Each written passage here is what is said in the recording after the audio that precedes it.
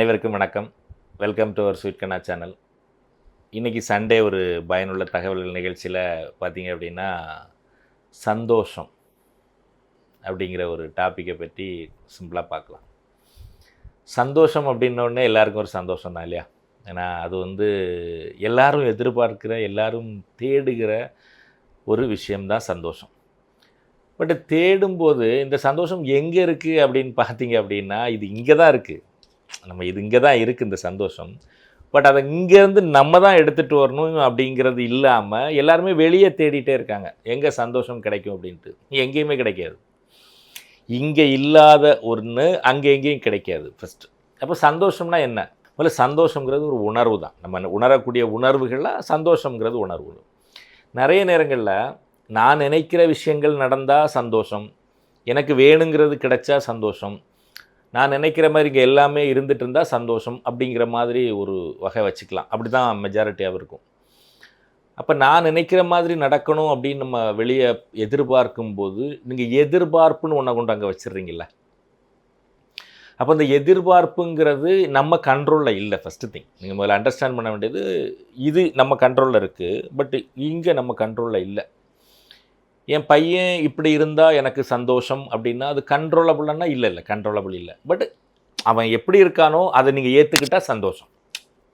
பரவாயில்ல, அவனுக்கு என்ன வருதோ அவன் பண்ணுறான், சந்தோஷம். இங்கே ஒருத்தன் இப்படி பண்ணுறான், நீ அப்படி பண்ணலை அப்படின்னா எதிர்பார்ப்பு வித் கம்பேரிஷன். ரெண்டு இதுக்கு போயிடுறீங்க இடத்துல. ஒன்று எதிர்பார்க்குறீங்க, ஏன் எதிர்பார்க்கிங்கனாலே இங்கே கம்பேரிஷன் வந்தால் தான் நம்ம எதிர்பார்ப்போம் இல்லையா? இது ரெண்டும் ஒரே மாதிரி இருக்கான்னு பார்த்துட்டா தான் நம்ம அந்த எதிர்பார்ப்பு வரும். அப்போ சந்தோஷங்கிறது போயிடுது, வேறு நிலைக்கு நீங்கள் போயிடுறீங்க. எரிச்சல், கோபம், விரக்தி அப்படிங்கிற மாதிரி போயிடுறீங்க. இப்போ இந்த சந்தோஷங்கிறது பார்த்தீங்க அப்படின்னா, அந்த சந்தோஷங்கிற ஒரு உணர்வு அப்படிங்கிறது இந்த உடலுக்கு தேவையான எல்லா சத்துக்களையும் அது கிரியேட் பண்ணி கொடுத்துட்டே இருக்கும். சந்தோஷம்னு வரும்போது பார்த்திங்கன்னா உடலே அப்படி ஒரு இது இருக்கும். நான் முதல்ல அடுத்து சொன்ன எரிச்சல், கோபம் அப்படின்னு நீங்கள் உள்ளே போயிட்டீங்கனாலே இங்கே உள்ள ஒரு மாதிரி எரியும். அப்போ ஏன் எரியுது? இந்த பாடி அமிலங்களை சுரந்தங்க கொடுத்துட்ருக்கு. அப்போ நம்ம எதிர்பார்த்துக்கிறதுனால எரிச்சல் மட்டும் இல்லை, கோபம் மட்டும் இல்லை, இதை நீங்கள் வெளியே காட்டினீங்கன்னா அங்கேயும் பிரச்சனை. அதை தாண்டி இங்கே நீங்கள் என்ன பண்ணிகிட்ருக்கீங்க? நோய்களை உருவாக்குறதுக்கு தயாராகிட்ருக்கீங்க, இதை கெடுத்துட்டு இருக்கீங்க.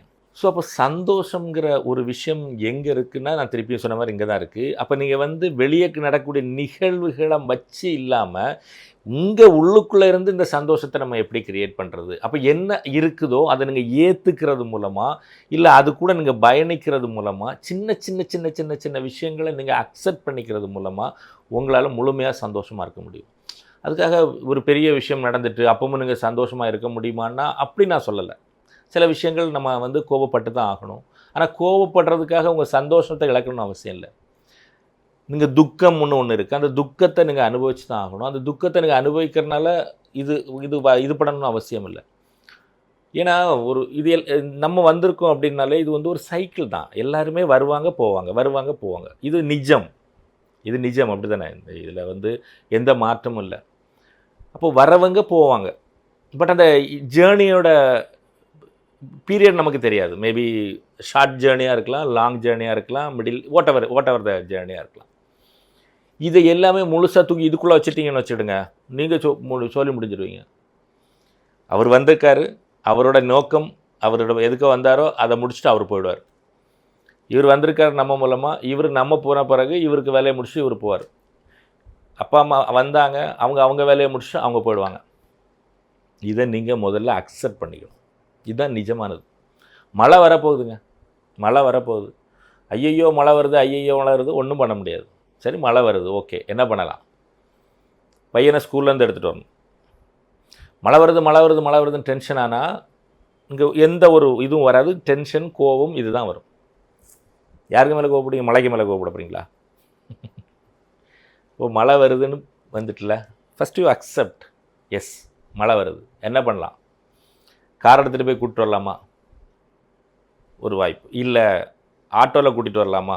இல்லை உங்கள் ஃப்ரெண்ட் ஒருத்தர் அங்கே கூட போயிருப்பார், அவருக்கு பையனை, அவருக்கு ஒரு ஃபோன் பண்ணி சொல்லி வரும்போது கூப்பிட்டு வர சொல்லிடலாமா? இல்லை மழை முடிகிறது வரைக்கும் நீ அங்கே இருக்கட்டும், மழை முடிஞ்ச பிறகு போய் நம்ம கூப்பிட்டு வரலாமா? You have a choice. இந்த 4 சாய்ஸில் ஏதாவது ஒரு சாய்ஸ் நீங்கள் சூஸ் பண்ணால் உங்களுக்கு அங்கே டென்ஷன் இல்லையே. எங்கே டென்ஷன் வரப்போகுது? நீங்கள் உங்கள் ஃப்ரெண்டாக கூப்பிட்டுட்டீங்க, அவர் சொல்லிட்டார் நான் கூப்பிட்டு வரேன் ஒன்றும் பிரச்சனை இல்லைன்ட்டார். இப்போ சந்தோஷம் தானே, சரி மழை வருது பரவாயில்ல அவர் கூப்பிட்டு வந்துடுவார், சந்தோஷம் தானே உள்ளே இருக்குது. கோவம் இல்லையே, எரிச்சல் இல்லையே, எப்படி நீங்கள் ஏற்றுக்கிட்டீங்க. இதே போல் உறவுகள், இதே போல் நிகழ்வுகள். ஒரு நிகழ்வு நடந்துருது, நம்மளால் ஒன்றும் பண்ண முடியாது, சரி பரவாயில்ல ஏற்றுக்கிட்டீங்க, அடுத்து எங்கேன்னு பார்க்கலாமே. இப்போ இங்கே ஒன்றும் கோவம் எரிச்சல் வரலையே, ஒருத்தருக்கு ஒன்று ஆயிடுச்சு அவ்வளோதான். அதை எப்படி சரிப்படுத்துறதுன்னு பார்க்கலாமே, இல்லையா அதை விட்டு ஒதுங்கி போயிடலாமே. இப்போது நீங்கள் வந்து ஒரு நிகழ்வு நடக்குது அப்படின்னா அதுக்குள்ளே தான் இருக்கணும்னு அவசியம் இல்லையே. இப்போ ஒரு சண்டை நடக்குது, நீங்கள் போய் ஆர்கியூமெண்ட்டுக்குன்னு போனீங்கன்னா உங்கள் ப்ரெஷர் ஏறும். நீங்கள் ஆர்கியூ பண்ணல, லிசன் பண்ணுறீங்க. நீங்கள் லிசன் பண்ணுறீங்க, நல்லா கேட்டுடுங்க, ஆர்கியூ பண்ணலை, லிசன் பண்ணுறீங்க. லிசன்னா சும்மா இப்படி போகிறதில்ல, அவங்க சொல்கிறத கேட்டுட்ருக்கீங்க, அதுக்கு தான் பேர் தான் லிசனிங். சரியா? நிறைய பேருக்கு இன்னைக்கு லிசனிங்னாலே என்னென்னு தெரியாது. லிசன் பண்ணுறீங்க, உங்களுக்கு எதிராக தான் பேசிகிட்டே இருக்காங்க, உங்களைத்தான் பேசிகிட்டு இருக்காங்க, இங்கே ஏற தான் செய்யும். பட் என்ன பண்ணலாம், ஒன்று அவங்களுக்கு இதை புரிய வைக்க முடிஞ்சால் புரிய வைக்கலாம், இல்லை புரிய வைக்க முடியாது, அவங்கெல்லாம் ஒன்று சேர்ந்துட்டாங்கடா அப்படின்னா அந்த இடத்த விட்டு கலந்து போயிடலாம், அந்த இடத்த விட்டு போயிடலாம், அவ்வளோதான். என்னாச்சு, இங்கே பேசாமல் இருக்கும். நீங்கள் இங்கே இப்போ ஆர்கியூமெண்ட்டுக்கு போனீங்கன்னா இது ரைஸ் ஆகும். ஏன்னா அவங்க முடிவு பண்ணிட்டு தானே வந்திருக்காங்க, அவங்க ஆல்ரெடி முடிவு பண்ணிட்டாங்கல்ல.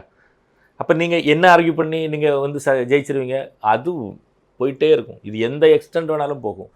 இங்கே பாதிப்பு வந்துடும். உங்கள் அடுத்த ஒரு மாதத்தை சந்தோஷம் போச்சு, ஒரு மாதம் சந்தோஷம் போச்சு. அப்போது ஒரு நிகழ்வு நடக்குது, ஒன்று உங்களால் புரிய வைக்க முடியும், இல்லை அங்கேருந்து போயிட முடியும். குழந்தைகள் இப்படி பண்ணிட்டாங்க, சரி குழந்தைகள் தானே, குழந்தை தானே பண்ணிச்சு, வேறு யாரும் பண்ணலையே.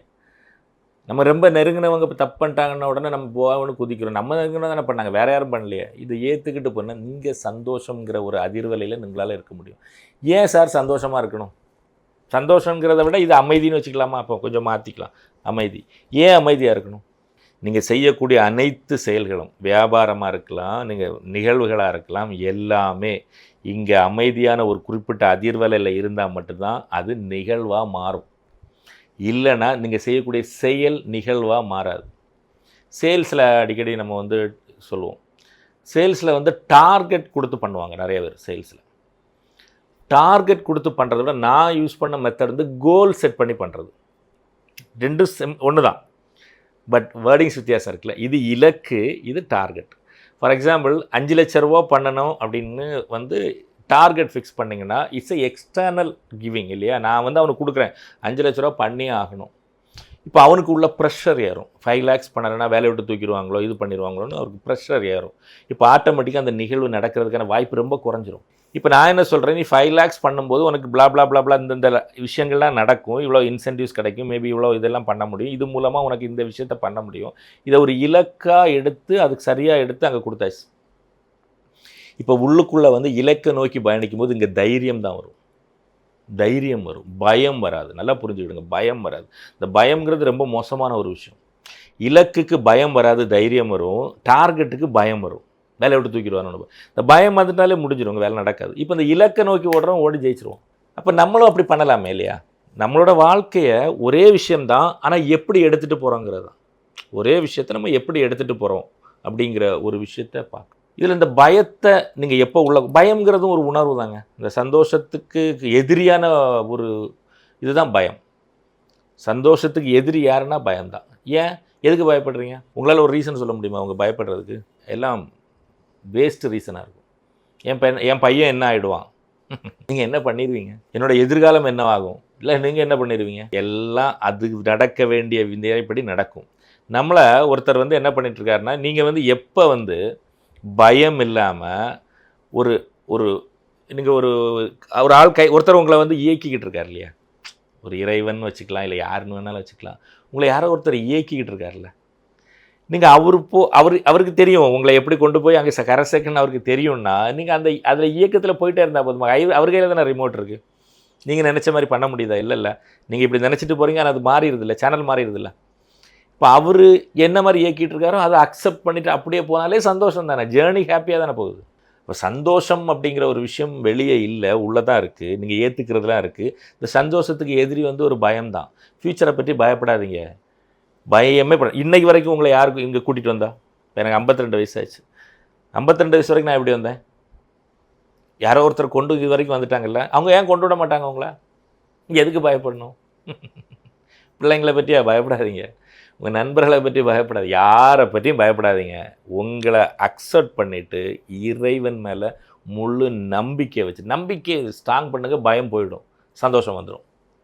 இவங்கெல்லாம் ஒரு மாதிரியான ஒரு இன்டர்லிங்க்டு கேரக்டர்ஸ் தான். இவங்க எல்லாமே ஒரு மாதிரியான கேரக்டர்ஸ் தான். இவங்கள நம்பிக்கை, உங்களுக்கு ஒரு தைரியம் வருது, ஒரு நபர் மேலே ஒரு தைரியம் வந்தால் பயம் போயிடும்ல. இவரை நம்பி போகலாயா அப்படின்னு சொன்னால் பயம் போயிருதில்ல. ஏன் அதை இறைவனை வச்சுக்கக்கூடாது? ஏன் அது இறைவனை வச்சுக்கூடாது? இறைவனை நம்பி போங்க, அவர் கூப்பிட்டு போவார். எதுக்கு பயப்படணும்? போகிறவள்ள ஒரு கல் குத்திட்டு இல்லை ஒரு கம்பி குத்திட்டு பரவாயில்ல, அதை எடுத்து போட்டுட்டு அதை தொடச்சிட்டு போங்க. கூட்டிகிட்டு போகிறார்ல ஒருத்தர். அதுக்கப்புறம் ஐயோ ஏன் எனக்கு குத்துச்சு நாங்கள் உட்காந்து கேட்டுட்டு இருந்தால் நம்பிக்கை இல்லைன்னு அர்த்தம். அப்போ கூட்டு போகிறவரே பார்ப்பார், இவனை போட்டு கூட்டிகிட்டு போகிற, இவன் போட்டுட்டு இன்னொருத்தரை கூட்டிகிட்டு போயிடுவார். ஸோ நம்பிக்கை வந்தால் பயம் போயிடும். பயம் போயிடுச்சுன்னா சந்தோஷம் நிரந்தரமாக ஒரு மனிதன்கிட்ட இருக்குன்னு சொல்லிட்டு நீங்கள் எல்லாருமே ரொம்ப சந்தோஷமாக இந்த உலகத்தில் வாழணும்னு சொல்லி இந்த பிரபஞ்சத்திட்ட வேண்டி விரும்பி, இந்த பிரபஞ்சம் உங்களுக்கு எல்லா செல்வங்களையும் வழங்கட்டும். என்றும் அன்புடன் கண்ணன் ராஜகோபால். நன்றி, வணக்கம், தேங்க்யூ. இந்த வீடியோ உங்களுக்கு பிடிச்சிருந்தா மற்றவங்களுக்கு ஷேர் பண்ணுங்கள். சேனலை சப்ஸ்கிரைப் பண்ணாதவங்க சப்ஸ்கிரைப் பண்ணுங்கள். Thank you so much.